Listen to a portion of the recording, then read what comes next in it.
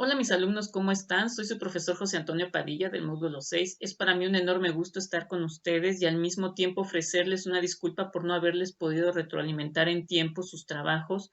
Sin embargo, decido hacer este video para poder compensar esa falta mía, dadas las circunstancias que he vivido esta semana y que lo tengamos que hacer también de este modo accidentado desde la intimidad de mi habitación porque no tengo tampoco el tiempo para poder hacer el video donde acostumbro hacerlo y pues obviamente quiero apurarme porque también mañana tengo otras actividades, otras situaciones que debo de seguir resolviendo y al mismo tiempo quiero agradecerles a todos las muestras de afecto que han tenido hacia conmigo. De verdad, muchísimas gracias.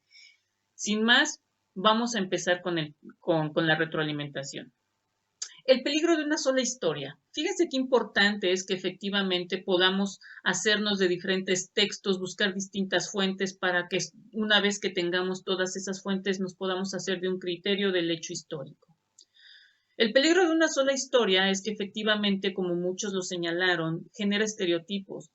Y quiero decirles que ustedes han vivido mucho de eso. Actualmente ustedes aún siguen con mucho conocimiento, si no errado, solamente a partir de una sola visión. Y para eso les voy a hablar de un personaje que para la historia o para el mundo prácticamente pues ha sido un personaje muy oscuro que realmente vino al mundo para gestar problemas, asesinatos, matanzas y una serie de cosas. Sin embargo, Adolfo Hitler hay que entenderlo desde otras perspectivas y desde otros ángulos. ¿A qué voy? Dense cuenta que quién escribió la historia después de la Segunda Guerra Mundial.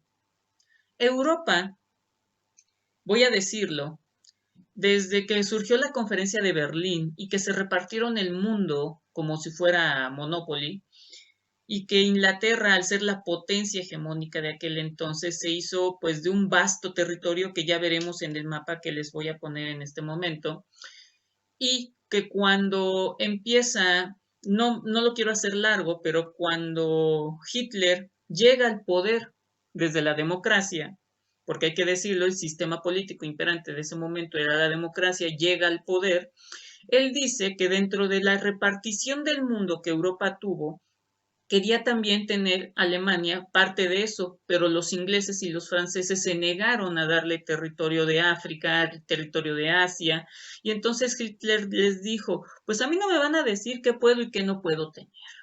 Y en ese momento empieza una expansión alemana impresionante que empieza con la Renania y que, créanme, ponemos a Hitler como el malo de la película, pero ustedes sabían que si no se da la Segunda Guerra Mundial y Europa queda devastada al día de hoy, África, por ejemplo, seguiría sumida bajo el imperialismo británico o francés. Quiero que ustedes sepan que antes de la Segunda Guerra Mundial encontramos una serie de eventos que ocurren en África.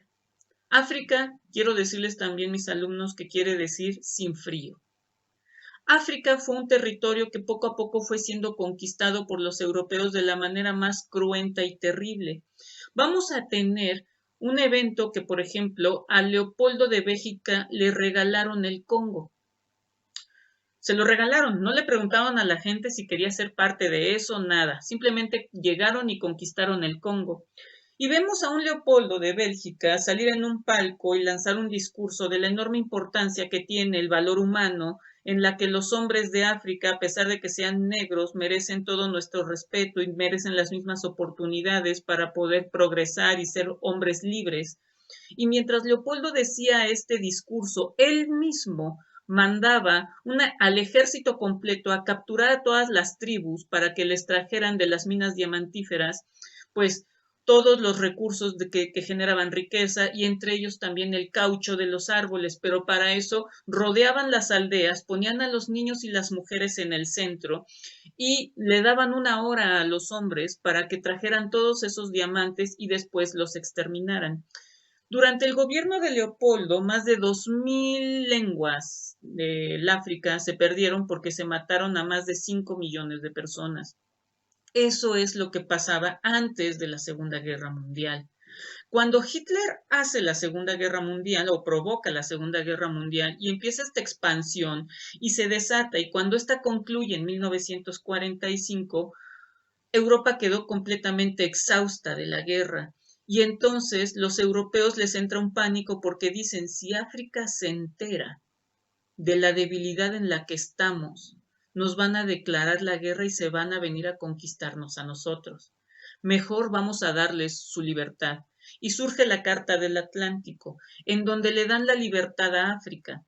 Y yo podría seguirles hablando de África, pero el hecho es que si no llega Hitler y desata esta guerra, África seguiría conquistada. No estoy diciendo que con esto justifico las acciones de Hitler, pero como ya lo vimos, tenemos que tener la otra mirada o la otra versión de la historia. También debo decirles que cuando concluyó la Primera Guerra Mundial, Alemania fue sometida a una serie de castigos y reparaciones de daños de guerra, en la que los dejaron en la total pobreza, en una pobreza en la que de verdad cuando se fracturaba una banqueta, se abría el piso, lo que fuera, no había dinero que pudiera reparar eso, tampoco había seguridad social, de verdad los gastos y costas de la guerra eran tan altos que todos los recursos que recaudaba el territorio alemán se tenía que destinar a las reparaciones de los daños, porque la idea de Inglaterra, Francia y otros países era que Alemania jamás volviera a levantar cabeza. Cuando llega Hitler al poder, es muy interesante porque él en 6 años logra no solo mitigar la pobreza en la que vivía la población, empezó a darle seguridad social, elevó sustantivamente la educación. En 6 años no solo mejoró la economía, sino que la mejoró a tal grado que volvió a ser una potencia económica. Alemania el día de hoy sigue siendo la potencia económica de Europa. Y ya después podríamos hablar de la mentalidad alemana. Los alemanes jamás les ha gustado que nadie esté por encima de ellos. Y fue entonces con esta situación en la llegada del poder que pues obviamente vemos uno de los mejores uniformes que ha tenido un ejército, que es el alemán. Ustedes pueden verlo en diferentes imágenes o en la que voy a ponerles en este momento, en que pues obviamente vemos un ejército más adiestrado, más preparado y finamente vestido. Tan es así que el que les hizo la ropa fue Hugo Boss. Igualmente vemos que la seguridad social se incrementa y prácticamente el 95% de la población puede gozar de los servicios médicos y de la educación.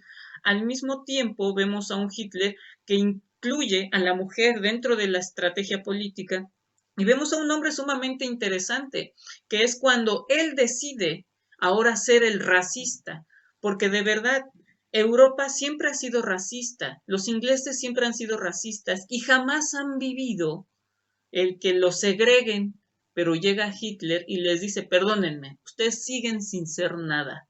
Lo que nos privilegia a nosotros es que somos la raza superior, la raza aria.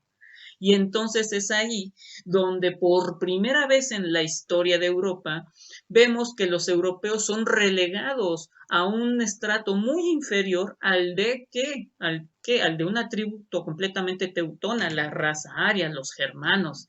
Entonces, fíjense qué importante es esto. Se los digo porque efectivamente Hitler habrá hecho muchas cosas, pero aguas, no nos damos cuenta de quién escribió la historia en ese momento, porque déjenme decirles que cuando en 1945 termina la guerra, empieza algo que se llamó la carrera por Berlín, y en esa carrera encontramos que los estadounidenses y los rusos, que fueron las dos potencias que emergieron posterior a la guerra, llegaron a Alemania y adivinen qué hicieron. Pues ahora en vez, aparte de liberar a los judíos, ¿qué pusieron? Empezaron a perseguir, a asesinar y a torturar a la población alemana.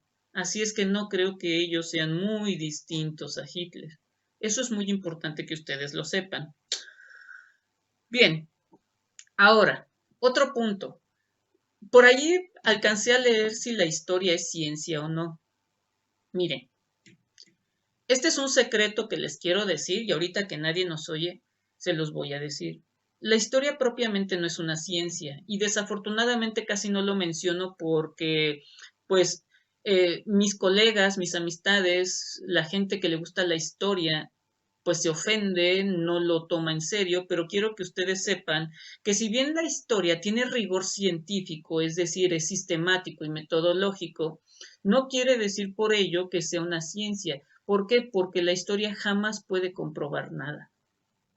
Puede acercarse o aproximarse a una verdad y por supuesto que se requiere de erudición y de mucho andamiaje metodológico para poder hacer un estudio histórico, porque como en algún momento yo lo dije, la historia es tan difícil como una ingeniería. ¿Por qué? Porque es el andamiaje de las distintas ciencias que existen, de cualquier otra, matemáticas, física, química, sociología, lingüística, o sea, si no existe la historia, no hay antecedentes que permitan el estudio de las distintas disciplinas. Eso es verdad.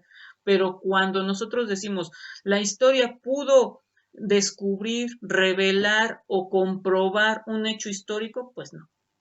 Entonces es ahí donde hay un fallo en la estructura de la ciencia. Entonces, a mi parecer, y no nada más porque es mi parecer, sino con base a diferentes estudiosos que también se han encargado de entender lo que realmente es la historia, se coincide en que esta no es ciencia, a pesar de que tenga el rigor científico.